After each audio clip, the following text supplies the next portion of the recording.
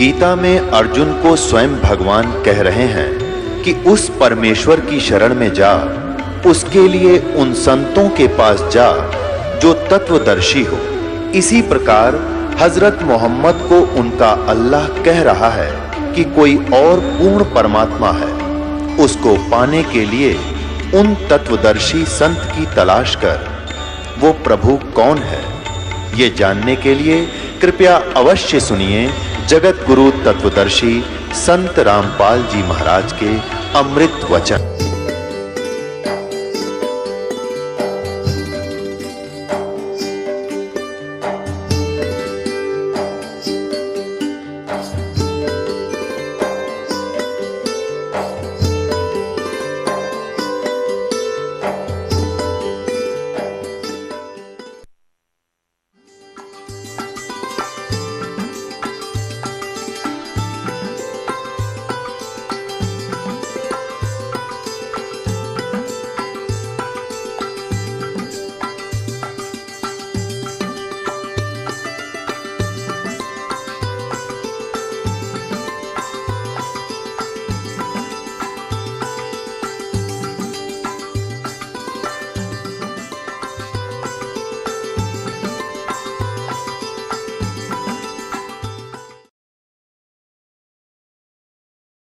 एक पक्षी होता हंस, एक बुगला होता उसी की हम शकल। लेकिन उनका पता कब चलता है, जब दोनों सरोवर के ऊपर हों। बुगला खाता है मच्छी, कीड़े मकोड़े, गोगे, और हंस खाता केवल मोती। वो कीड़े मकोड़े नहीं खाता, मछली नहीं खाता। तो उसको हंस कहते हैं जो विकार करे ही नहीं, चाहे मर जावे। और हंस का एक और गुण बताया है कि उसके सामने दूध रख दिया जाए, जिसमें 1 गिलास पानी 1 गिलास दूध डाल कर रख दे मिला के, वो दूध ग्रहण कर लेगा और जल न छोड़ देगा उस पात्र में, जो का तुम रह जाए। उसमें ऐसा गुण दिया मालिक ने। तो जिन्होंने दूध और पानी भिन्न भिन्न कर लिया इस ज्ञान के आधार से कि ये लोक कैसा है, यहाँ का जीवन कैसा है, और सतलोक में जो बताया जा रहा है वो कैसा है, तो वो भिन्न भिन्न कर लिया, इस जल को छोड़ दिया, दूध ग्रहण कर लिया, उसको हंस कहते। तो वह हंस कहे जाते हैं। आदमी अपने ही जैसे हैं, आकार ऐसा ही है, उनका शरीर वह बहुत तेजों में है। 16 सूर्य जितना प्रकाश एक वहाँ रहने वाले भक्त और भक्तनी का है। परमात्मा के शरीर का जो वहाँ प्रकाश है, एक रोमकूप में करोड़ सूर्य मिला दे, करोड़ चंद्रमा, ऐसी रोशनी है। परमात्मा सक्षम है, समर्थ है। जीव अलग है, परमात्मा भिन्न है। परमात्मा सर्वशक्तिमान है, जीव की एक सीमित पावर है और सीमित उनका सब क्रियाएं हैं। परमात्मा की क्रियाएं असीमित होती हैं। जो जीव और ब्रह्म एक बताते हैं वो भूले हुए प्राणी हैं, वो अज्ञानी आत्माएं हैं, उनको कुछ भी ज्ञान नहीं। अब जो प्रसंग चल रहा है, जैसे एक भक्त मिला इस दास को, मैंने उसको पहले की बात है, जब बहुत कम ही संगत होती थी, ऐसे हम दास भी किसी को पकड़ लेता था जान पहचान के को, आजा बैठ जा तुझे एक बात बताऊंगा, ज्ञान सुनाने लगा। अब वो अच्छी आत्मा था वैसे तो, सुनता रहा, सारी सृष्टि रचना सुनाई।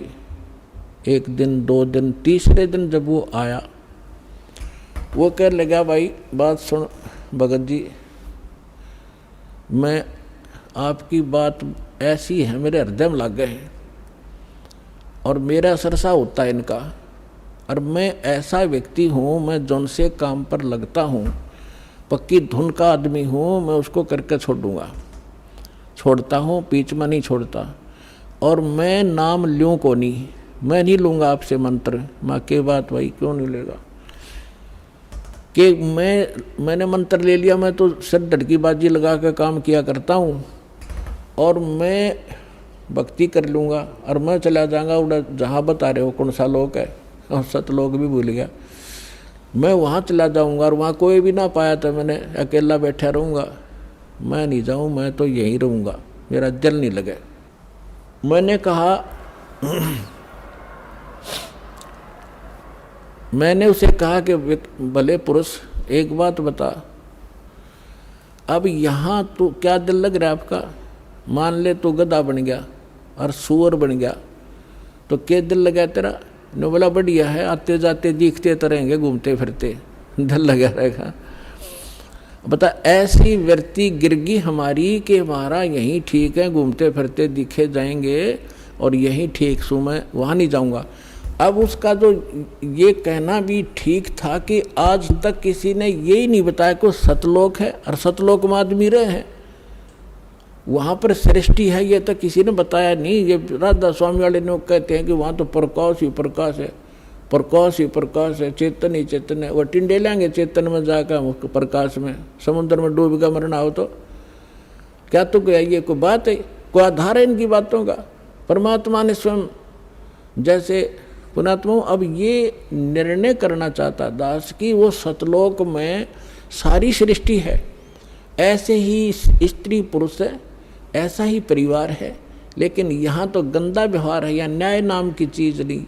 परमात्मा कहते निरंजन धन तेरा दरबार, जहाँ तनिक नहीं न्याय विचार, घर घर में राड़े, बहू सासू का झगड़ा, आपस में भाई भाई का झगड़ा, बाण भाई के साथ मनमुटाव, छोटी छोटी बातों पर, इन पर संपत्ति और पता नहीं क्या के ऊपर लड़ाई हो जाए। ये कोई जीवन है? सब नरक भोग रहे हैं यहाँ पर, कोई सुखी नहीं है। इस पर 21 ब्रह्मांड में आग लगी पड़ी है। अब वहाँ जाओगे जब देखना, वहाँ कोई चिंता ही नहीं। अब जैसे आप यहाँ आ रहे हो, यहाँ सासू भी आई होगी, सास भी और बहू भी आ रही होगी, ननंद भी यहीं पर बैठी होगी, सास और ससुरा भी आया होगा, और पति और जेठ जेठानी भी आ रही होंगी। यहाँ लड़ाई होए कोई ना, या मनमुटाव होगा नहीं। क्यों नहीं होगा? क्यों? एक बना बनाया भोजन मिलेगा, एक जैसे मैट बिछाए रखे, नहाओ धो अपना भजन करो।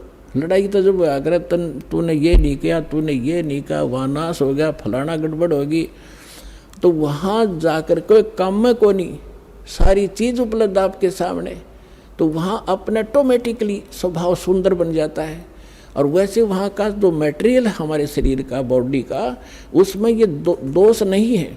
तो यहाँ कभी काम दुखी कर रहा है, कभी क्रोध सता रहा, कभी कोई लालच में हम गड़बड़ कर रहे हैं, मोह के अंदर आपस में राग द्वेष में सने पड़े हैं, तो वहाँ जा कर के आपको सामूहिक भंडारे में भोजन, आपके घर घर के आगे फलदार वृक्ष लदपद रहते हैं, आपकी रसोई आपका जो भरा रहता है सारे खान पान से परमात्मा की दया। फिर रह गया क्या झगड़ा? तो कहने का भाव ये है कि अब प्रश्न ये आता है कि वहाँ पर ऐसी सुंदर सृष्टि है, इसका प्रमाण कहाँ है? अब कैसे विश्वास हो हमारे को? देखो पुण्यात्माओं, परमात्मा ऊपर रहता है, वेद बतावें, वहाँ से चलकर आता है, अच्छी आत्माओं को मिलता है, अपना ज्ञान देता है। वो ज्ञान क्या देता है? जो कबीर साहब अच्छी आत्माओं को मिले, किसको मिले? धर्मदास जी को मिले। जब वो मथुरा के अंदर एक हिंदू परिवार में जन्मा था, बनिया वैश्य कुल में जन्म था, श्री विष्णु जी और भगवान शंकर के उपासक थे, वैष्णव धर्म से दीक्षित थे। मथुरा के अंदर जाकर एक तालाब में स्नान करने से अपनी इच्छा, 68 तीर्थ भ्रमण करने की इच्छा से वो अपने गुरुदेव के आदेश से गया हुआ था। वहाँ भगवान मिले। परमात्मा ने ये चर्चा सुनाई कि इस तालाब में नहा के, इस जोड़ में, इस मथुरालय में स्नान करके, धर्मदास जी आप मोक्ष चाहते? तेरे लोटे में पानी भर कर ला रखा था, उसने साथ रखा था, देखो इसमें कितने जीव घूम रहे, इसमें तूने स्नान किया, मसल मसल कर नहाया, तूने करोड़ों जीव मार दिए रगड़ रगड़ के, ये पाप तेरे बैड अकाउंट में लिखा गया। और पुण्य एक भी कोई ना, क्योंकि शास्त्र विरुद्ध साधना तेरी, तुझे क्या लाभ मिलेगा इसके? पाप इकट्ठे कर दिए। अपने बांधवगढ़ घर से चलकर यहाँ तक आया मथुरा में, लगभग 700 किलोमीटर तू पैदल चला है। नीचे तेरे पैरों के नीचे जितने जीव आए वो तेने पाप को नाश कर, तेरे पाप में लिखे जाएंगे। और पुण्य एक भी कोई ना इस दौड़ में नहाने का, तालाब में नहाने का। बता, तू गीता पढ़ता है डेली? हाँ जी, गीता में दिखा कहीं तीर्थ पर नहाने की बात कर लिख रखी हो तो? या जो मंत्र आप जाप करते हो, हरे कृष्ण राधे श्याम सीताराम, गीता में लिखा कहीं? अगर नहीं जी, फिर किस लिए डलेड हो रहा है? अब देखो पुण्यात्माओं, प्रथम बार तो कितनी साची बातों पर एक बार तो स्ट्राइक हो से दिमाग में। धर्मदास जी नाराज हो गए, तो हमारे तू मुसलमान है, हमारे देवताओं की बुराई करता है, ये करता है, आँख लगा दिखाने। परमात्मा अंतर्ध्यान हो गए, जिंदा महात्मा के रूप में बैठे थे। मुसलमान धर्म के अंदर जिंदा महात्मा संत होते हैं। जब आगे से एकदम अंतर्ध्यान हुए, धर्मदास का कलेजा हिल गया कि सारी साची कह था, और ये सारी बात सही थी। मैं तो नीच हूँ तो भगवान था, कोई फरिश्ता था, कोई देवता था, कितनी बढ़िया बात बताओ थे, मैंने गलती कर दी। और हे भगवान, इब के आप मिल जाओ तो मैं सारी बात सुनूंगा। कुछ दिन के बाद, वो लंबी कहानी है, अब विषय नहीं है वो, इसलिए दास क्या बताना चाहता है। परमात्मा उनको फिर मिले, फिर कुछ बात कही, वो फिर कुछ स्वीकार की, कुछ फिर गलती, वो अज्ञान आज्ञा अड़ गया, भगवान फिर अंतर्ध्यान हो गया। ऐसे 4-5 बार घटना घटी। तो चौथी 5वीं बार जब धर्मदास जी से परमात्मा अंतर्ध्यान हुए, तो उसने ठान लिया कि भगवान या तो दर्शन दे दो, ना मैं अन्न पानी नहीं खाऊंगा, अरिब का जो आप कहोगे मैं वह सुनूंगा सारी। 5-6 दिन बीत गए, धर्मदास ने कुछ नहीं खाया, अन्न भी नहीं किया। परमात्मा पहुंच गए, उसको मुश्किल से सहारा देकर खड़ा किया, अब बेटा तू खा पी, और अब मैं आ गया हूँ, सुन मेरी बात। फिर धर्मदास जी ने कहा कि भगवान एक बार मुझे वो स्थान दिखा दो जो आप बता रहे हो कि वहाँ सारी सृष्टि है, आपके भाई बहन जो पहले चले गए यहाँ से मुक्त मैंने किए हैं वो भी वहाँ विद्यमान है, मुझे दिखा दो भगवान, मैं देखना चाहता हूँ। अब परमात्मा ने कहा कि धर्मदास तू हट क्यों कर ही, ऐसा हट क्यों कर रहा है, मैं जो कहूँ तू भक्ति कर, विश्वास कर, इस भक्ति से तू वहाँ पहुँचेगा, वहाँ देख भी आएगा, तू रह नहीं सकता क्योंकि तेरे पास भक्ति नहीं है उस योग्य। जैसे कोई बच्चा ट्रेनिंग कर रहा है डॉक्टर की, और वो नो का मैंने डॉक्टर दिखा के लाओ, पहला हॉस्पिटल कहाँ सी है, अरे पहले ट्रेनिंग कर, फिर उसमें नौकरी मिल जाएगी तेरे को, अब देख भी आओगा क्या डॉक्टर बन गया तू वहाँ जा करके। तो पहले अपनी भक्ति करो, जो ट्रेनिंग पूरी करो, फिर आपको नौकरी मिल जाएगी वहाँ पर। नहीं माना, मालिक भी चाहते थे गवाह बनाओ इसको, उसकी प्रबल इच्छा हुई, एक बार दिखा दो दाता।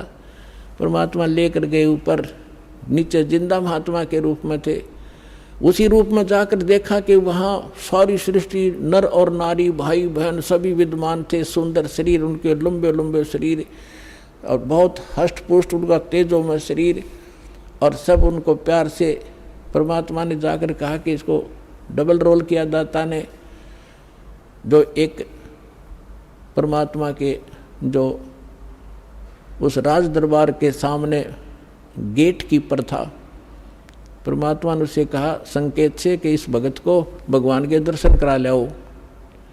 वो दूसरी साइड से ले गए, परमात्मा दूसरी साइड से जाकर सिंहासन पर विराजमान हो गए।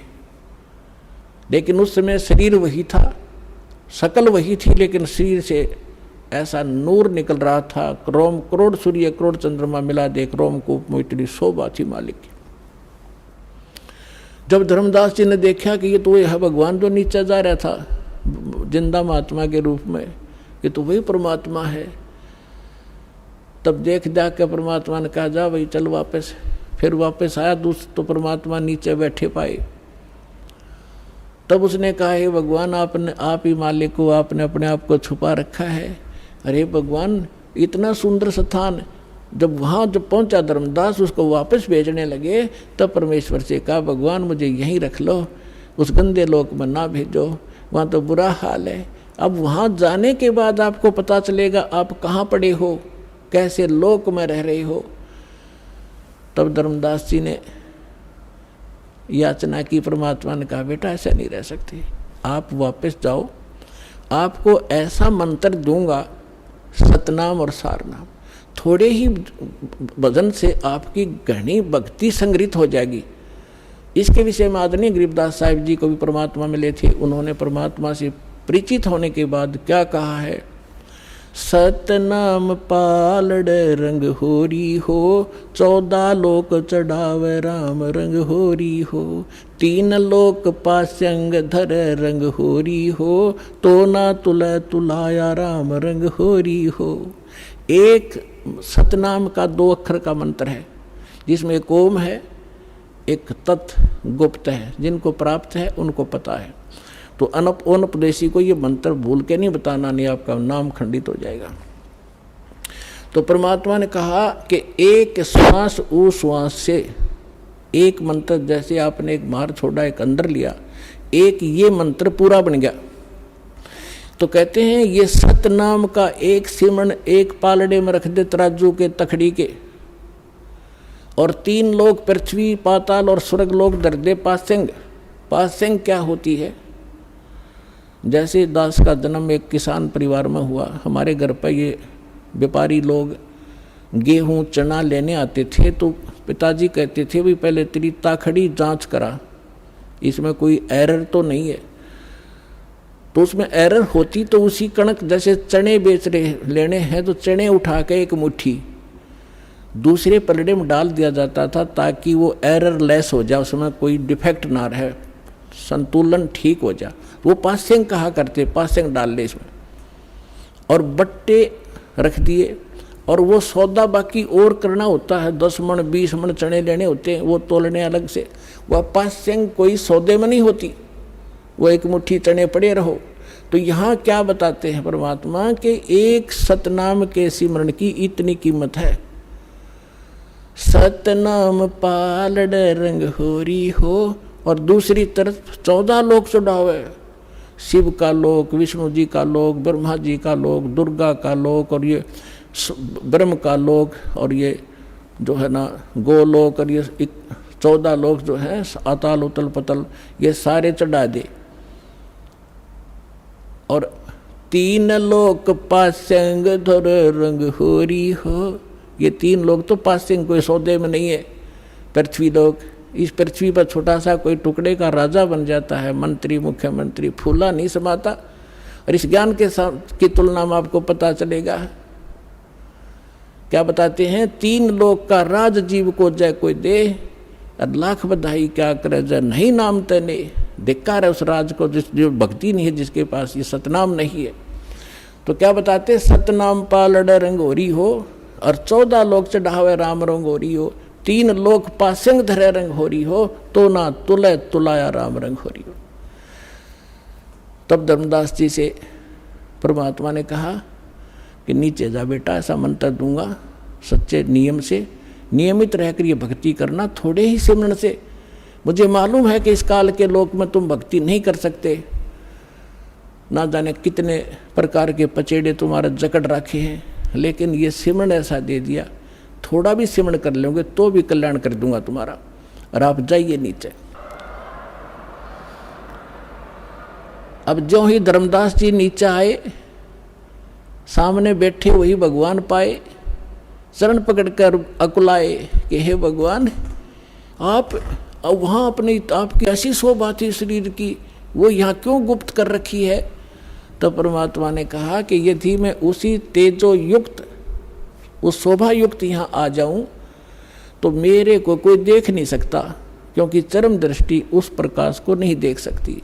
और फिर ये काल का कलेजा फिट जाए, अब तो उसको पता नहीं मैं कौन हूँ, और उसको चिंता बनी रहती है कि इस प्राणी को सच्चा मार्ग ना मिल जाए। इसलिए इसने ना जाने कितने दूत छोड़ रखे हैं इस मेरे प्यारे आत्माओं को मिसगाइड करने के लिए। कोई कुछ बता रहा है भगवान की डेफिनेशन, कोई मंत्र कुछ बता रहा है, कोई साधना कुछ बता रहा है, इसने भट्ठा बैठा रखा है। इसलिए धर्मदास, मैं आपको ये सच्ची भक्ति बताने के लिए आया हूँ। और इसको तब दास जो आपको बताना चाह रहा था, धर्मदास जी ने आके बताया। कबीर सागर में आपको बहुत बार दिखाया, फिर समय आने पर दिखाऊंगा। उसमें वहाँ ऐसी सृष्टि है, वहाँ पर सब भाई बहन जो पहले चले गए वहाँ ठाठ से रहते हैं, स्त्री पुरुष हैं, परिवार है, वहाँ सारे सुख हैं, सब सुख पदार्थ वहाँ पर उपलब्ध हैं। और पुण्यात्माओं, जिन महापुरुषों को परमात्मा मिले उन्होंने बताया। आदरणीय गरीबदास जी ने बताया, आदरणीय नानक साहब जी ने यही ज्ञान दिया। लेकिन जो गरीबदास जी ने जो विशेष रूप से ज्ञान दिया है, वो परमात्मा और इन सब महापुरुषों की अपनी एक गुप्त चाल थी। वैसे तो जितने भी महापुरुष वहाँ गए हैं उनको सबको सारा ही ज्ञान था, लेकिन बीच में उस ज्ञान को छुपा के रखना था, गरीबदास जी के माध्यम से ये पुनः जागृत करना था। तो गरीबदास जी ने अपनी वाणी में यही बताया है, अब इतना समय नहीं वो आपको मैं सुनाऊं, कि वहाँ सतलोक के अंदर ऐसी स्थिति है, ऐसा वहाँ पर रहन सहन है, वहाँ बाग बगीचे हैं, सदाबहार वृक्ष हैं, सारे सुख हैं, और वहाँ जाके तुम सदा सुखी रहोगे, सदा युवा बने रहोगे, वहाँ तुम्हारी मृत्यु नहीं होगी, तुम्हारा परिवार होगा। तो अब हमने इन बातों से ये विश्वास करना पड़ेगा कि जो भगवान बतावे, आँखों देखा संत बतावे, तो उस व्यवस्था में, उस ज्ञान में त्रुटि नहीं है। तो आपकी आशा, आपकी इच्छा जहाँ भी रहेगी, अंत समय में भक्ति करने वाले की, जहाँ आशा ता बासा हुई, आपकी इच्छा रहेगी बच्चों में, किसी पशु या अपने पशु में या महल में मकान कोठी घनी बड्डी बना ली, 10-20 लाख रुपये लगा दिए, और मरते समय कोठी में ममता रहेगी। वही कितना या तो माखी मच्छर बन के आ जाएगा, या कि तो कुत्ता बन के बराबर में बैठेगा, कोठी में देखे जाएगा खड़ा खड़ा। तो कहने का भाव ये है कि जहाँ आशा ता वासा हुई, मन कर्म वचन सुमरियो सोई। तो आपने ये भक्ति करते समय आप जी ने एक ऐसी दृढ़ इच्छा बनेगी, वैसे बनाए से नहीं बनेगी। यहाँ के दुख, अस्थायी जीवन आपको साफ दिखाई देगा, और वहाँ के सुख और प्रमाण बतावें। अब जैसे श्रीमद् भगवद गीता अध्याय नंबर 7 के श्लोक नंबर 29 में गीता ज्ञानदाता कहता है कि अर्जुन, जो साधक जरा और मरण से मोक्ष चाहते हैं, देखो ये अध्यात्म मार्ग है, बालक स्टूडेंट नहीं समझ सकते इसको, इसके लिए टीचर की आवश्यकता पड़ी है। अब इसमें जरा शब्द लिखा है और मरण लिखा है। जरा माने वृद्ध अवस्था और मरण माने मृत्यु। अब जो इस जरा और मरण से छूटने के लिए, यानी इससे सिद्ध है कि जरा है तो वहाँ जीवन भी है, जहाँ जरा नहीं है, बुढ़ापा नहीं है, तो जीवन तो है ही, मनुष्य शरीर भी है वहाँ पर। जरा और मरण, फिर वहाँ मृत्यु भी नहीं है। मृत्यु नहीं है तो जीवन भी है। जो जरा और मरण से छूटने के लिए, या तो मरण लिख देते तो मृत्यु होगी, जैसे ये कहते हैं वहाँ प्रकाश में लीन हो जाते हैं। तो ये हमारा गीता का श्लोक ये भी निर्णय कर रहा है कि जीवन है जहाँ जाने का संकेत कर रहे हैं। जरा और मरण से छूटने के लिए जो प्रयत्नशील हैं, वो तत्ब्रह्म से और सारे दात्म ज्ञान से और सभी कर्मों से परिचित है वो व्यक्ति। वो ये समझ चुके हैं कि यहाँ वो किसी वस्तु की डिमांड नहीं करते, केवल जरा और मरण से छूटने के लिए ही प्रयत्न कर रहे हैं। तो इससे भी ये सिद्ध होता है कि कोई ऐसा स्थान है जहाँ वृद्ध अवस्था नहीं है और वहाँ मरण नहीं है। तो हमारे सदग्रंथ जो जिनको हम आम अपने हिसाब से एक शिरोधार्य मानते रहे हैं, वो भी प्रमाण कर रहे हैं कि ऐसा स्थान है जहाँ जरा और मरण नहीं है।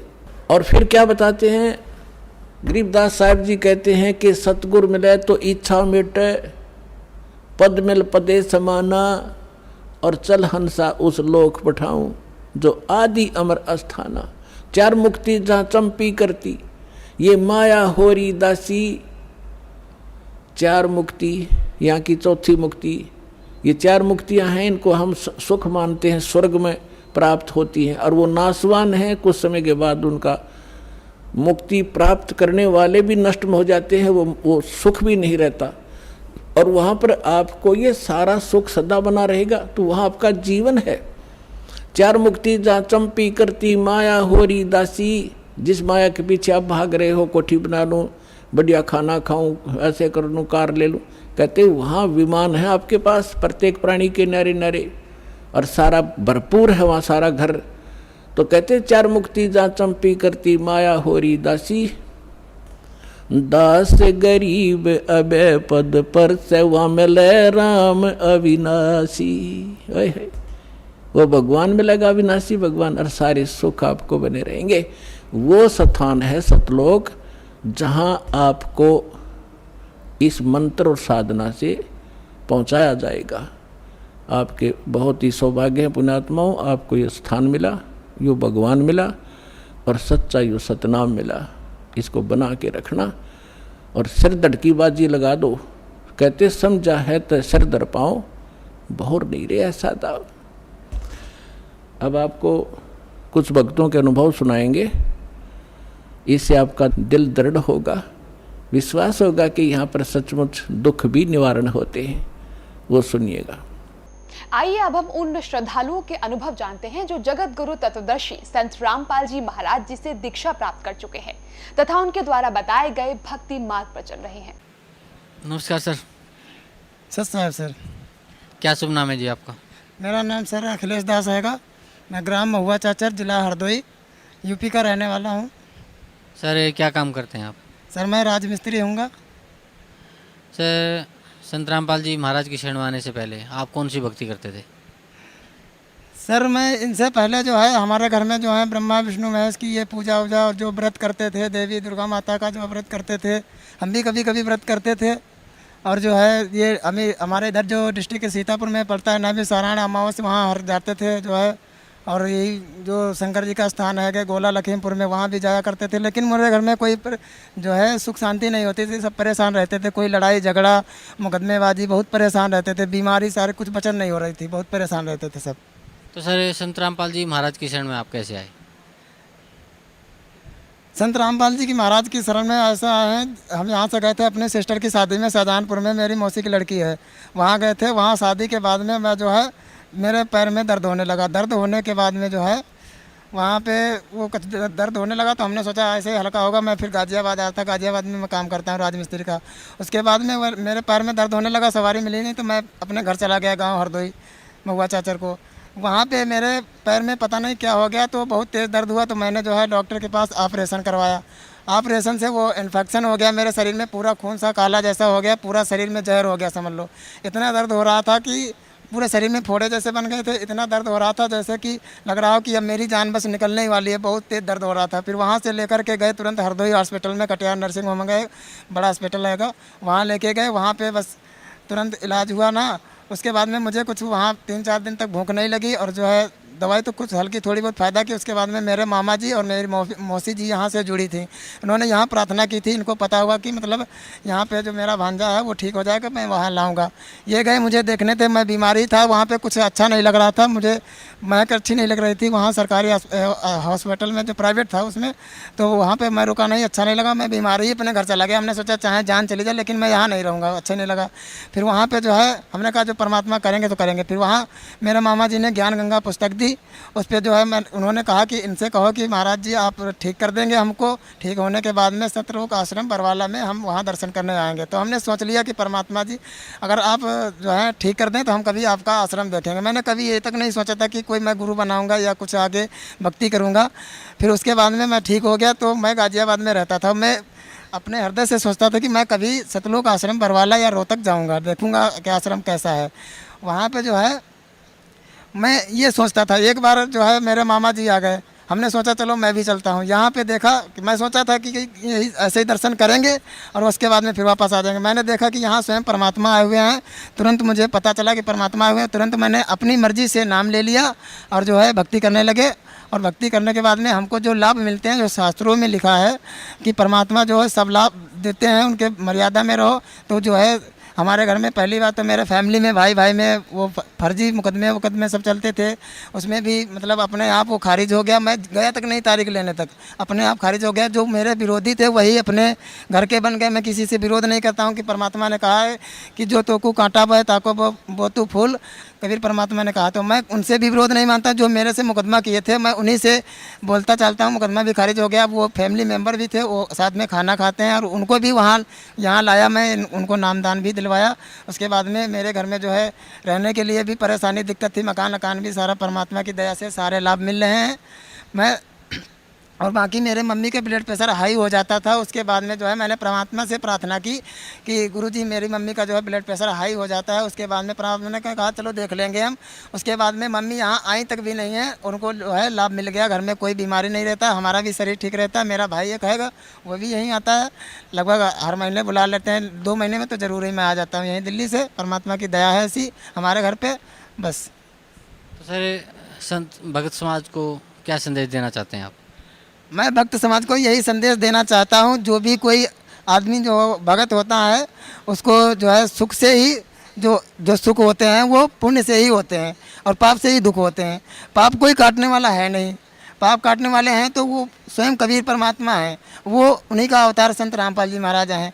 मैं तो सबको ये संदेश देना चाहता हूँ, कोई भी भगत है कैसा भी है, सुखी भी है, वो भी आए संत रामपाल जी महाराज के दरबार में, यहाँ सतलुक आश्रम बरवाला में। और जो है अपने जो यहाँ जो भक्ति दी जाती है शास्त्र विधि के अनुसार दी जाती है, शास्त्रों के प्रमाण सहित दी जाती है, और उसमें मर्यादा में रह कर के भक्ति करें और अपने जीवन का कल्याण करें। जो संसारिक लाभ मिलते हैं वो तो मुफ्त में मिलते हैं, बाकी इससे मेन लाभ जो है जन्म और मृत्यु का जो रोग छूटता है, इससे जो है सत्यलोक पहुँचेंगे। इसको जो है भक्ति करें और सत्यलोक पहुँचें। जी धन्यवाद आपका, बहुत बहुत नमस्कार सर। सत साहिब। क्या शुभ नाम है जी आपका? मेरा नाम सुधीर दास। सुधीर दास जी कहाँ से आए हैं आप? मैं ग्राम झिंदुआ, तहसील बर्थना, जिला इटावा, उत्तर प्रदेश का रहने वाला हूँ। सर परम संत सतगुरु रामपाल जी महाराज की शरण में आने से पहले आप कौन सी भक्ति करते थे? परम संत रामपाल जी महाराज की शरण में आने से पहले मैं श्रीमद् भागवत कथा किया करता था, और उस कथा को करके हम अपने आप को बहुत बड़ा विद्वान समझते थे और बहुत ही ये सोचा करते थे कि मैं जो कर रहा हूँ हरि की भक्ति भी हो रही है और पेट का धंधा भी हो रहा है। लेकिन संत रामपाल जी महाराज की शरण में आने के बाद ये पता चला था कि मैं तो बहुत ही पाप इकट्ठा कर रहा हूँ। सर आप कथावाचक थे, श्रीमद् भागवत कथा आप करते थे, भगवत गीता जी की कथा आप करते थे और अपने आप को एक बहुत बड़ा विद्वान समझते थे, और इससे आपकी रोजी रोटी भी चलती थी और आप समझते थे कि भगवान की भक्ति भी साथ साथ हो रही है। तो फिर सर आप परम संत सतगुरु रामपाल जी महाराज की शरण में कैसे आए? संत रामपाल जी की शरण में आने से पहले मैं कथा भागवत जो करता था, तो ये एक बड़ी लंबी कहानी है, बड़ी रोचक कथा। मैं कथा भागवत करने के उद्देश्य से बम्बई में गया हुआ था, तो ट्रेन में मैं चल रहा था, वहाँ पर मुझे ये पुस्तक भक्ति सौदागर को संदेश मिली। हमारी 2 बहनें थीं जो उस ट्रेन में जो पुस्तक बांट रही थीं, तो एक तो मतलब जो टेम्पलेट ले रखा था उन्होंने और पीछे से दूसरी पुस्तक लेकर के चल रही थीं। तो टेम्पलेट पर मैंने देखा है कि कौन ब्रह्मा का पिता है, कौन विष्णु की माता, शंकर का दादा कौन है, इस तरीके के जो सवाल मेरे दिमाग में कभी उठे भी नहीं थे। ऐसे सवाल देख करके मैं तो बड़ा हैरान रह गया। और जब मैंने पूछा, मैंने कि भाई ये पुस्तक कहाँ मिलेगी, तो उन्होंने इशारा किया कि वो पीछे हमारी बहन जी आ रही हैं, वो आपको ये पुस्तक देंगी। तो मैंने वो पुस्तक ले ली। पुस्तक को जैसे ही संयोग से मैंने खोला तो उस पर ये संसार रूपी उल्टा वृक्ष का चित्र जो छपा हुआ था, उस चित्र को देख करके मैंने देखा उस पर जड़ पर पूर्ण ब्रह्म परमेश्वर कबीर साहब की तस्वीर लगी हुई थी।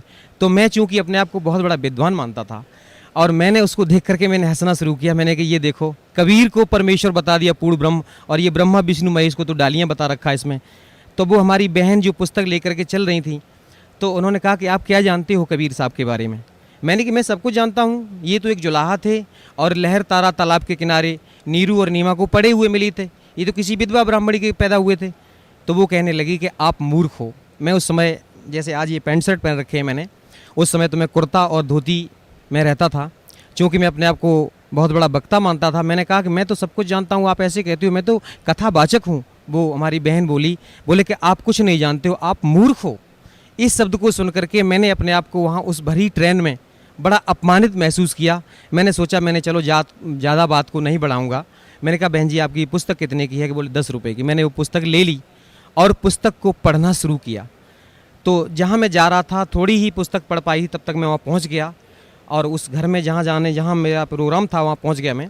फिर उसको मैंने स्टेप बाय स्टेप जब पढ़ना शुरू किया, तो कभी तो मन में आता, बोले कितना घटिया लिखा है इसमें, तो गलत लिखा है, ऐसा नहीं है, वैसा नहीं है। बड़े दिमाग में उल्टे सीधे प्रश्न आ रहे थे।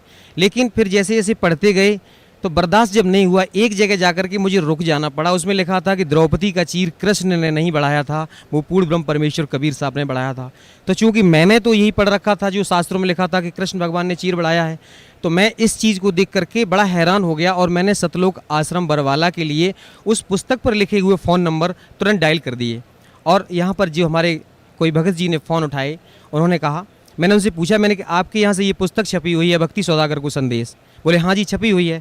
तो आपने उसमें पृष्ठ संख्या इतने पर ये कैसे लिख दिया है कि ये कृष्ण ने चीर नहीं बढ़ाया? तो वो कहने लगे कि भगत जी बिल्कुल सही है, आप पहले पूरी पुस्तक पढ़ो, ज्ञान समझो, और जो भी शंकाएं हों आप यहाँ आ जाइए और मैं आपकी सारी शंकाएं समाधान कर दूंगा। मैंने कहा आप कुछ नहीं है, इस तरीके से तो आपने गलत बोल रखा है, ऐसा नहीं है, कहीं कोई प्रमाण नहीं है। बोले कि सब कुछ प्रमाण सहित मिल जाएगा, आप यहाँ आओ। तो मैंने फिर उस पुस्तक को फिर पढ़ना शुरू किया, क्योंकि मैं एकादशी व्रत भी रहता था।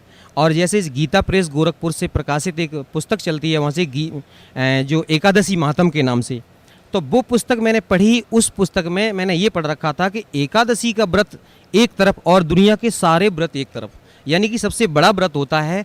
और राजा अम्बरीश की कथा सुनाया करता था जब मैं मंच पर बैठ करके, तो उसमें जो दुर्वासा ऋषि जैसे ऋषि के छक्के छुड़ा दिए थे उन्होंने, तो वो भी एकादशी का व्रत ही रखते थे, ऐसा उसमें लिखा हुआ था।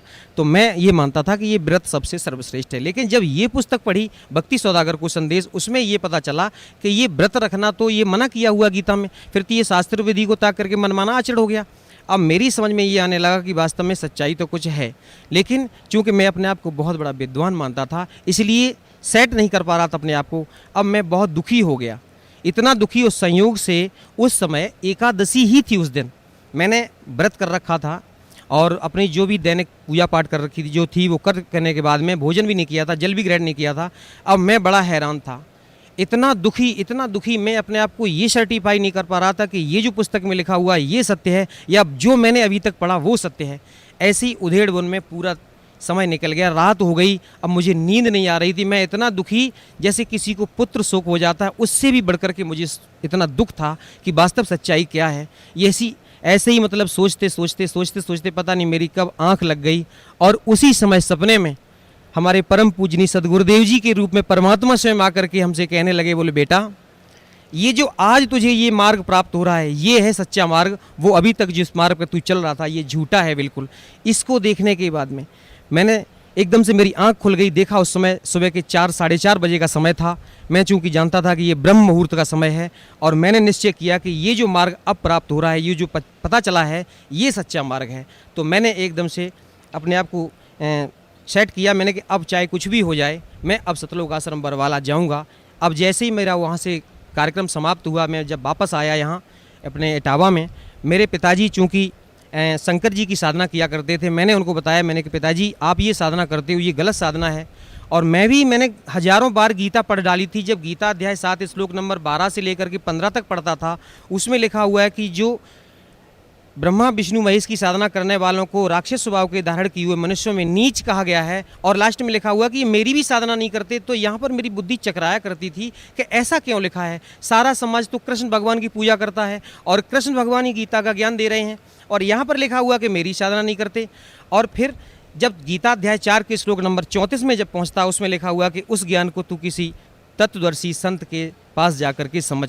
तो यहाँ मैं सोचा करता था कि वो तत्वदर्शी संत कौन होगा, कैसा होगा। मैं सत्य बता रहा हूँ भगत जी कि जब मैं कहीं मंच पर बैठ करके कथा कर रहा होता और मेरे सामने से कोई कथा सुनने के वाला कोई भी संत या महात्मा आया करता, तो मैं ये देखा करता था, मेरे दिमाग में एकदम से आती कि कहीं ये वो तत्वदर्शी संत तो नहीं है जो गीता जी का ज्ञान दे रहे हैं। ऐसे मतलब जो बताया कि उस ज्ञान को जाकर के, परमात्मा ज्ञान को उनसे जाकर के समझो।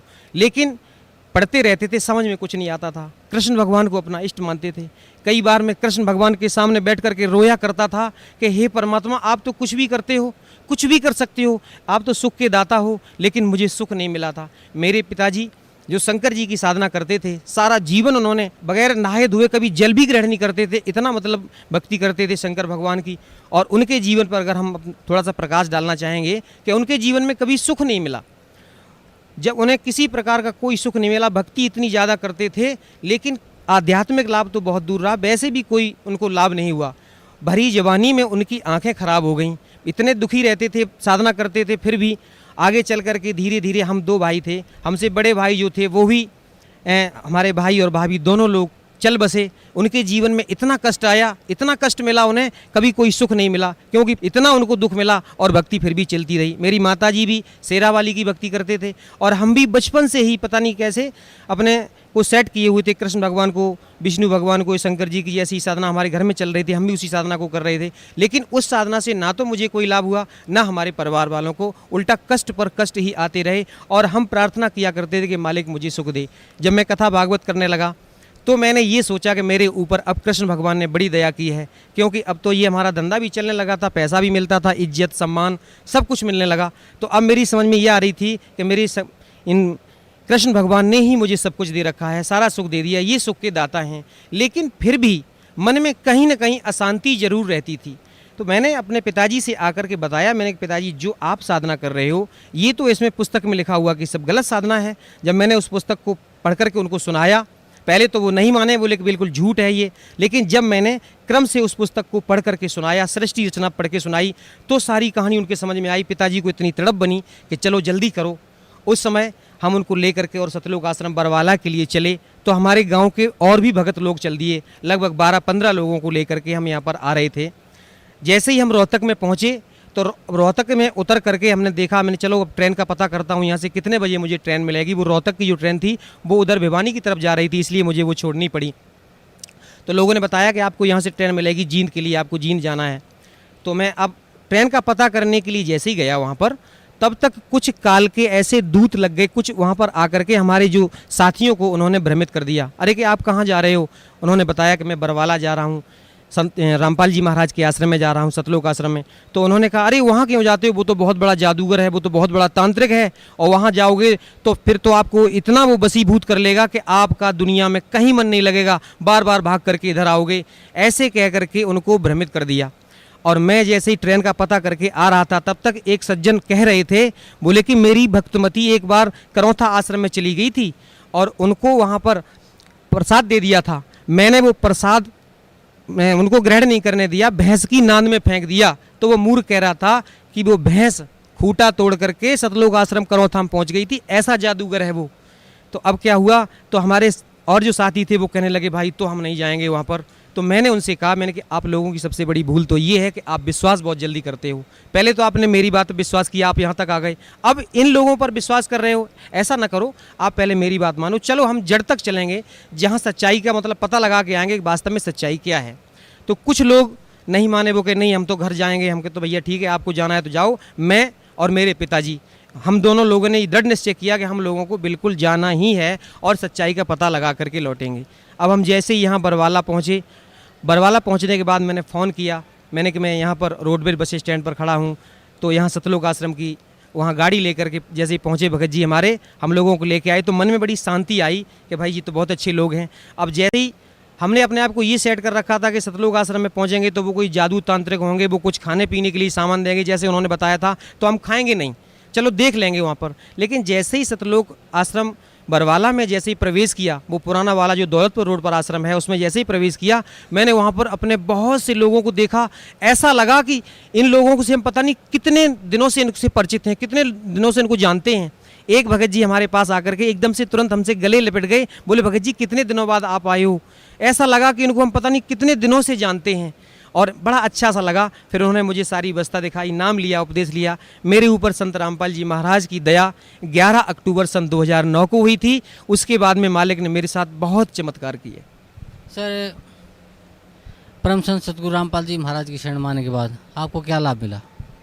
सबसे बड़ा तो लाभ मुझे ये मिला कि जब हम लोग सतलोक आश्रम बरवाला पहुँचे और सतगुरुदेव जी से उपदेश लेने के बाद में दर्शनों के लिए जब गए, पिताजी मेरे साथ थे। चूँकि मेरे पिताजी, मैंने आपको पहले बताया भगत जी, उनको दिखाई नहीं देता, आंखें खराब हो चुकी हैं, तो मैंने क्यों उंगली पकड़ करके ले जा करके दर्शन के लिए ले गया। तो मेरे पिताजी सतगुरुदेव की चरणों में फूट फूट कर रोने लगे। वो कहने लगे, बोले बेटा आप क्यों रोते हो? तो जब ये शब्द मैंने सुना कि ये मेरे पिताजी की उम्र उनसे ज़्यादा लग रही थी और उन्होंने बेटा शब्द कहा, तो मेरे दिमाग में हथौड़ा सा लगा। बोले कि ये कैसे कह सकते हैं, कोई भी ऐसा नहीं कह सकता है, अपने से उम्र में बड़े को बेटा नहीं कह सकता, ये तो स्वयं परमात्मा ही है। और मैंने जब दंडवत प्रणाम किया तो कहने लगे, बोले बेटा तू नहीं जानता है तुझे कैसे निकाला मैंने, ऐसे परमात्मा की शरण में तू आ गया है, तेरा उद्धार हो गया। मेरे पिताजी फूट फूट कर रोने लगे। वो कहने लगे क्यों रोते हो? तो पिताजी ने कहा कि मेरी उम्र पूरी व्यर्थ चली गई। तो उन्होंने कहा नहीं नहीं, मैंने आपकी 20 वर्ष की उम्र और बढ़ाई है। तो मैंने उस समय ये शब्द बड़ा अतिशयोक्ति माना, मैंने कि ऐसे गुरुजी ने कह दिया होगा, लेकिन ये सत्य था। हम लोग जब उपदेश लेने के बाद घर वापस पहुँचे, पिताजी पर एकदम अचानक उन पर अटैक पड़ा और इतनी हालत उनकी बिगड़ने लगी, मुझे ऐसा लगा कि अब इनकी मृत्यु होने वाली है। लेकिन परमात्मा ने ये शब्द बोला था, मुझे उस पर विश्वास था कि कोई भी संत होता है, जो परम संत होते हैं, सदगुरु होते हैं, वो झूठ नहीं बोलते हैं, जो कह देते हैं वो सत्य होता है। मैंने तुरंत सतलोक आश्रम बरवाला में फ़ोन लगाया और उनको बताया, मैंने भगत जी मेरे पिताजी की हालत ऐसी ऐसी बहुत ज़्यादा ख़राब हो रही है। तो उन्होंने कहा कि अमृत जल और प्रसाद जो रखा है उसको दे दो और दंडवत प्रणाम करने के बाद में परमात्मा से प्रार्थना करो और जितनी जल्दी हो सके आप शीघ्र यहाँ ले आओ। भगत जी 2 बार अटैक पड़ा उनको और उसके बाद में हालत जैसे ही मैंने उनको प्रसाद और अमृत जल दिया, उनकी हालत में तुरंत सुधार हो गया। उसके बाद में मैं तुरंत ही वहाँ से निकला और सतलोक आश्रम बरवाला में आकर के सदगुरु देव जी के चरणों में दंडवत प्रणाम किया। और इस तरीके से मालिक ने आज तक अब मेरे पिताजी को किसी प्रकार की कोई दिक्कत नहीं है और जैसा उन्होंने कहा था कि उनकी उम्र बढ़ाई है, वो बिल्कुल स्वस्थ हैं। इस समय उनकी उम्र लगभग 86 वर्ष की हो रही है। उसके बाद में हमारे साथ और बहुत से चमत्कार किए, मेरी स्वयं उम्र बढ़ाई, मेरे बच्चे को जीवन दान दिया।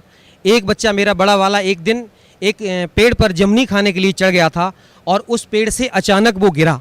जहाँ पर गिरा था वहाँ पर चारा खिलाने के लिए, बैलों को चारा खिलाने के लिए ये नांद जो बना रखी होती है उसके और बीच में एक खूंटा गड़ा हुआ था, उनके दोनों के बीच में गिरा। अगर मान लीजिए सिर उसकी उसमें लगता पक्की चट्टान सी थी तो सिर फट जाता तो उसकी मृत्यु हो जाती। अगर खूंटे के ऊपर गिरता कहीं भी मतलब पेट में या कहीं घुस जाता तो उसकी मृत्यु हो जाती। उस दिन उसका मृत्यु योग था, लेकिन मालिक ने इतनी दया की कि उस नांद और खूंटे के बीच में वो गिरा। थोड़ा सा हाथ में चोट लगी, जो मालिक की दया से वो अब बिल्कुल सही है, ऐसे उसकी जान बचाई। और एक दिन छोटा बेटा मेरा यहाँ सतलोक आश्रम बरवाला में आया हुआ था मेरी माताजी के साथ में, और यहाँ से जब जो लोग वापस जा रहे थे, चूँकि इटावा रेलवे स्टेशन पर इनको उतरना था, लेकिन माताजी तो उतर गई, वो छोटा बच्चा उतर नहीं पाया और ट्रेन चल पड़ी। ट्रेन चल पड़ी तो माताजी एकदम दहाड़े मार मार के रोने लगी कि मेरा बच्चा चला गया, मेरा बच्चा चला गया। हमारे और भी गुरु भाई हमारी माताजी के साथ में थे, उन्होंने मेरे पास फ़ोन किया, बोले भगत जी आपका छोटा बेटा ट्रेन से नहीं उतर पाया है और माताजी इस तरीके से बहुत ज़्यादा रो रही हैं। तो मैंने उनसे कहा कि माताजी से आप कहो कि वो चुपचाप घर जाएँ, वो परमात्मा का बच्चा है, वो मेरा बच्चा नहीं है, मालिक अपने आप दया करेंगे, वो बच्चा अपने आप घर आ जाएगा, आप चिंता ना करो। चूँकि मैं घर पे था तो ये फ़ोन पर वार्ता हो रही थी, हमारे पड़ोसी और लोग सुन रहे थे, तो वो उनको पता चला वो क्या हो गया है। तो मैंने कहा मैंने ऐसे ऐसे छोटा बेटा जो है वो ट्रेन में बैठा चला गया, वो उतर नहीं पाया है। तो वो लोग हंसी उड़ाने लगे, खिल्ली करने लगे कि आप तो कहते हो आपके परमात्मा हैं संत रामपाल जी महाराज, तो अब देखो अब परमात्मा होंगे। तो मैंने कहा आप चिंता ना करो, आप ऐसा मत बोलो, आप नहीं जानते हो, वो परमात्मा ही हैं और अभी बच्चा देखना थोड़ी देर बाद अपने आप वापस आ जाएगा। और मैं इस विश्वास के साथ मैं तो बिल्कुल दृढ़ हो गया था, मैंने कि कुछ नहीं होगा, वो अपने आप परमात्मा दया करेंगे। और मैं चाह करके भी कुछ नहीं कर सकता था, लेकिन कुछ लोग कहने लगे अरे आप जा कर के आगे देखो, अगली स्टेशन पर शायद उतर जाए। मैंने कि मुझे कोई टेंशन नहीं है, लेकिन फिर भी जब ज़्यादा लोगों ने कहा, हमारी भक्तमती बड़ी दुखी होने लगी। मैंने कहा आप चिंता ना करो, आज मालिक की दया से पूरा परिवार हम लोग परमात्मा की शरण में है। तो उन्होंने कहा कि आप जाओ, दुखी होने लगी। मैंने कहा आप चिंता ना करो, चलो मैं जाता हूँ। तो मैंने जैसे ही घर से और निकला था तो मैं क्या देख रहा हूँ कि उधर से वो बच्चा मेरा अपने आप चला आ रहा है रोड पर। अब मैं उसके पास पहुँचा, मैंने पूछा मैंने माताजी को कहाँ छोड़ दिया। वो कहने लगे माताजी इटावा में उतर गई थी, मैं उतर नहीं पाया। मैंने कि आप कहाँ उतरे हो। तो अगला स्टेशन जो था वो वहाँ उतर गया। जैसे मान लीजिए छोटा सा बालक था और उससे कोई कह रहा, बोले बेटा यहाँ उतर जाओ। उसका जो बैग था उसमें दीक्षा फार्म था यहाँ सतलोक आश्रम बरवाला का, वो चला गया, सारे कपड़े चले गए और वो बच्चा उतर के आ गया। तो मैंने बेटा तुम यहाँ कैसे पहुँचे। तो वो कहने लगा कि कोई अंकल जी आए थे और मुझे साइकिल पर बिठा करके इधर से लेकर के इधर आए। तो मैंने कि वो चले किधर गए, बोले वापस चले गए। मैं समझ गया कि ये परमात्मा का ही काम है, ये कोई जीव की ताकत नहीं, ऐसा नहीं कर सकता है। और मेरे साथ में मेरी स्वयं उम्र बढ़ाई मालिक ने। मैं एक बार भिंड जिले से लौट करके अपने इटावा आ रहा था, मारुति वैन में आगे बैठा हुआ था। 60-65 की स्पीड में मारुति वैन, ड्राइवर ने उसको बहुत कंट्रोल किया, लेकिन पता नहीं उसकी स्टीयरिंग फेल हो गई, क्या हो गया, वो सीधी जा करके एक दीवार में घुस गई। तो आगे का जो डैशबोर्ड था, मैं आगे ही बैठा हुआ था चूँकि ड्राइवर के साथ में, तो ड्राइवर की जो साइड थी उसने अपनी साइड तो बचा ली, लेकिन जिस साइड में बैठा हुआ था वो एकदम से ऐसी गाड़ी पिस गई, मैं उसमें फंस गया। तो मैंने अपने आप को ऐसा महसूस किया कि मेरी दोनों टांगें कट चुकी हैं और नीचे से यहाँ से लेकर के नीचे का धड़ जो है वो मेरा समाप्त हो गया है और अब तेरी मृत्यु निश्चित है। उसी समय जैसे मान लो मेरे से कोई कह रहा है कि बेटा सतनाम का जाप कर, मैंने सतनाम का जैसे ही जाप किया, अभी 2 मिनट ही हुए थे, एकदम से शरीर में चेतना हुई। जैसे मान ली मैंने अपने आप को महसूस किया हो कि कोई मुझे नीचे से एकदम से आशीर्वाद आशीर्वाद दे करके बिल्कुल वो परमात्मा की दया थी कि मेरा शरीर बिल्कुल सही है। मैंने अपने आप को सही महसूस किया कि टांगें भी सुरक्षित हैं और भी किसी प्रकार की कोई दिक्कत नहीं है। अब क्या हुआ, मुझे चूंकि मैं फंस गया था, पीछे खींच करके निकाला गया और हमारी चोट भी यहाँ पर लगी हुई थी, बहुत ज़्यादा ब्लड निकल रहा था। उस दिन मेरा मृत्यु योग था, लेकिन मालिक ने मेरे ऊपर दया की, मुझे जीवन दान दिया। मुझे अनायास ही वो शब्द याद आ गए जो मैंने कभी बचपन में किसी तांत्रिक से पूछा था। एक बार मैंने एक तांत्रिक से, वो हाथ देखने वाला आ गया था, उससे मैंने अपने जीवन, चूँकि दिखाया करते थे पहले, ऐसे धारणा बनी रहती थी, तो उसने मुझे बताया था, बोले बेटा आपकी 35 वर्ष की आयु में मृत्यु हो जाएगी।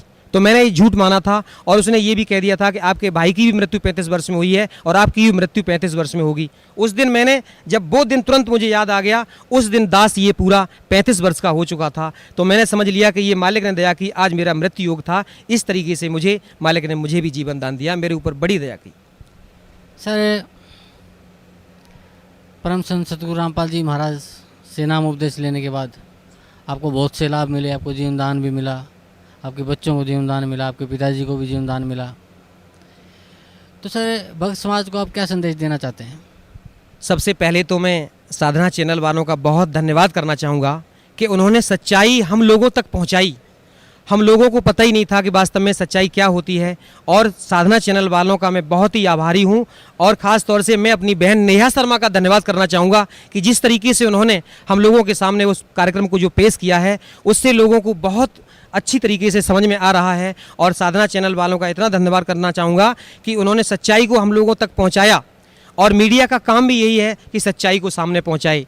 और भक्त समाज को ये संदेश देना चाहूँगा कि जो भी आज हमारे भाई जो राम कृष्ण विष्णु इनकी चक्कर में पड़े हुए हैं, जो हमारी तरीके से कथावाचक बन करके अपने आप को बहुत बड़ा विद्वान कह रहे हैं, मैं उनसे बार बार प्रार्थना करना चाहूँगा कि आप यहाँ सतलोक आश्रम बरवाला, जिला हिसार, हरियाणा में आओ। वो छोड़ दो झूठा नाम, और ये साधना करने से कोई लाभ नहीं है। और अपने आप को जो विद्वान मानते हो, आप विद्वान नहीं हो, आप पाप के भागी हो रहे हो। और सतलोक आश्रम बरवाला में स्वयं कबीर परमेश्वर के अवतार संत रामपाल जी महाराज आए हुए हैं। उनकी शरण में आने के बाद आपको कल्याण हो सकता है, नहीं तो विश्व में कोई भी संत, कहीं भी, कोई भी मंदिर मस्जिद में जाने से कोई भी आपका कल्याण नहीं कर सकता है। ये मैं सत्य कह रहा हूँ, और ये बिल्कुल ये यथार्थ है कि परमात्मा की शरण में आने के बाद ही आपका कल्याण संभव है, नहीं तो कहीं कल्याण संभव नहीं है। ये झूठी कथा भागवत करने से या किसी तरीके से अपने आप को विद्वान साबित करने से अपने आप को धोखा दे रहे हो, ये मनुष्य जीवन बर्बाद कर रहे हैं अभी आप। ये पूर्व जन्म के संस्कार आपके हैं जो आपको मिले हुए हैं। तो मैं आपसे प्रार्थना करना चाहूँगा कि जो लोग भी साधना चैनल के माध्यम से हमारी इस बात को सुन रहे हैं, मैं सबसे ये संदेश पहुंचाना चाहूँगा कि बहुत जल्दी, शीघ्र अतिशीघ्र, बिना किसी पल को गंवाए हुए सतलोक आश्रम बरवाला, जिला हिसार, हरियाणा में आइए और सतगुरुदेव रामपाल जी महाराज से नाम दीक्षा लीजिए और अपना कल्याण करवाइए। सत साई। जी, धन्यवाद आपका बहुत बहुत। नमस्कार, आप देख रहे हैं हमारा विशेष कार्यक्रम आध्यात्मिक ज्ञान चर्चा। और आइए अब शुरुआत करते हैं कार्यक्रम की और जानते हैं विचार जगत गुरु तत्वदर्शी संत रामपाल जी महाराज बनाम पवित्र हिंदू धर्म के आदरणीय सर्वशीर्ष शंकराचार्यों के विचार। आइए अब जानते हैं शारदा द्वारका पीठ तथा ज्योतिर्मठ बद्रीनाथ पीठाधीश्वर शंकराचार्य स्वरूपानंद सरस्वती जी महाराज के विचार। आप जी पुराणों को भी सत्य मानते हैं? मानते हैं। हाँ। जी, बद्रीनाथ मठ के पूज्य देवता और देवी कौन है? वहाँ के पूज्य देवता एक तो बद्रीनाथ है, दूसरे वहाँ की देवी पूर्णागिरी देवी। क्या श्री कृष्ण अर्थात विष्णु नारायण भगवान, नारायण जी वही भगवान है? ऐसा है कि श्री कृष्ण जो है वो परब्रह्म परमात्मा के अवतार हैं, विष्णु भी उन्हीं के अवतार हैं। इसके अलावा हमने ये भी सुना है कि ब्रह्मा विष्णु महेश भी किसी और की साधना करते हैं, वो कौन है? वो अपने ही स्वरूप की साधना करते हैं। हमने सुना है ब्रह्मा जी रजगुण, विष्णु जी सद्गुण और शिव जी तम गुण हैं। क्या आप इससे सहमत हैं? ऐसा है कि एक ही परमात्मा है। ये तीन गुणों के अनुसार रजोगुण को लेकर ब्रह्मा बन जाते हैं, सत्गुण को लेकर विष्णु बन जाते हैं, और संहार के लिए तमोगुण लेकर शिव बन जाते हैं। जी, आप जी का इष्ट देव कौन है? हम लोगों का जो उपनिषदों के द्वारा प्रतिपाद्य परब्रह्म परमात्मा है, वही हमारा इष्ट देव है। एक स्वामी जी, छोटा सा प्रश्न बीच में रह गया है। जैसे आपने बताया कि आपका इष्ट देव कौन है, तो थोड़ा क्लियर नहीं हुआ, आप प्लीज उसे क्लियर कीजिए। ये क्लियर करने की आपको वो कोई अधिकार आपको नहीं है इसका। ये जरूर क्या है कि हमसे आप सारी बात पूछ रहे हैं, जो हमारे मन की बात है, जो हमारी साधना की बात है, वो हमारे गुरु ही हमको बता सकते हैं और उसको ही हम बता सकते हैं। चाहे जिसको चैनल में बताने की चीज़ें थोड़ी है ये। यह श्री माता कैंपोसिस प्राइवेट लिमिटेड का प्रकाशन आषाढ़ पूर्णिमा संवत 2066 जुलाई 2009 की वर्ष 8 अंक 97 मूल्य 10 रुपये। ये हैं नारायण यानी श्री विष्णु जी, ये इनके भगवान हैं श्री विष्णु जी और श्री ब्रह्मा जी और श्री शंकर जी। ये तो इनके पूज्य देवता हैं। ये पार्वती जी की पूजा करते हुए और इनकी मूर्ति के साथ सुशोभित हैं श्री स्वरूपानंद जी सरस्वती जी। अभी आपने सुने शारदा द्वारका पीठ तथा ज्योतिर्मठ बद्रीनाथ पीठाधीश्वर शंकराचार्य स्वरूपानंद सरस्वती जी महाराज के विचार। और आइए अब जानते हैं पुरी पीठाधीश्वर शंकराचार्य स्वामी श्री निश्चलानंद सरस्वती जी महाराज के विचार। तो शंकराचार्य जी पुरी गोवर्धन मठ के पूज्य श्री देवता जी का क्या नाम है? श्री जगन्नाथ जी इसके देव हैं, आराध्य देव, और भगवती विमला आराध्य देवी हैं। शंकराचार्य जी आपका इष्ट देव कौन है? सच्चिदानंद स्वरूप सर्वेश्वर हमारे इष्ट देव हैं। तो शंकराचार्य जी क्या पुराणों को अभी सत्य मानते हैं? परम सत्य। यह श्री माता कैंपोसिस प्राइवेट लिमिटेड का प्रकाशन आषाढ़ पूर्णिमा संवत 2066 जुलाई 2009 की वर्ष 8 अंक 97 मूल्य 10 रुपये। ये हैं नारायण यानी श्री विष्णु जी, ये इनके भगवान हैं श्री विष्णु जी और श्री ब्रह्मा जी और श्री शंकर जी। ये तो इनके पूज्य देवता हैं। अभी आपने सुने आदरणीय पुरी पीठाधीश्वर शंकराचार्य स्वामी श्री निश्चलानंद सरस्वती जी महाराज के विचार। और आइए अब जानते हैं आदरणीय श्री माधवाचार्य महाराज जी के विचार। क्या आप जी पुराणों को सत्य मानते हैं? सत्य ही है। बद्रीनाथ मठ के पूज्य देवता का नाम क्या है? भगवान नारायण। भगवान नारायण। और उनकी देवी? देवी पूर्णम्बा। आप जी का इष्ट देव कौन है? इष्ट देव तो कोई भी हो सकता है। हम सभी हम तो पंच देव उपासना करते हैं, 5 देवता होते हैं। ठीक है महाराज जी, ये बताइए कि बद्रीनाथ मठ का महावाक्य क्या है और ये कौन से उपनिषद में वर्णित है? अयम आत्मा ब्रह्म, यह अथर्ववेद में है। अयम आत्मा ब्रह्म। क्या श्री कृष्ण जी ही विष्णु हैं अर्थात नारायण भगवान हैं? विष्णु नारायण भगवान एक ही हैं। श्री कृष्ण वही है, नारायण भी वो हैं, विष्णु भी वो हैं। हमने सुना है कि ब्रह्मा जी रजगुण हैं, विष्णु जी सद्गुण हैं और शिव जी तमगुण हैं। क्या आप इससे सहमत हैं? ऐसा है, रजोगुण तमोगुण सतोगुण ये तीनों देवता एक रजोगुण की सृष्टि करते हैं ब्रह्मा जी, और पालन करते हैं भगवान विष्णु वो सतोगुण, और श्रृंगार करते हैं भगवान रुद्र वो तमोगुण। हमने सुना है कि ब्रह्मा विष्णु महेश भी किसी और की साधना करते हैं, सही है? हाँ करते हैं, ठीक बात है। तो वो कौन है, मतलब किनकी साधना करते हैं? भगवान विष्णु जो है भगवान राम की साधना करते हैं, भगवान शंकर राम की, और भगवान राम जो है भगवान शंकर। उत्तम और अनुत्तम में क्या अंतर है, क्या अंतर लगता है आपको? उत्तम है जो श्रेष्ठ है, अनुत्तम जो उससे कम है वो अनुत्तम। गीता जी अध्याय 7 श्लोक 18 में गीता बोलने वाला भगवान अपनी साधना को अनुत्तम क्यों कह रहा है? अपने साधना को अनुत्तम तो नहीं कहा, साधना को अनुत्तम नहीं कहा गया, साधना तो उत्तम ही है।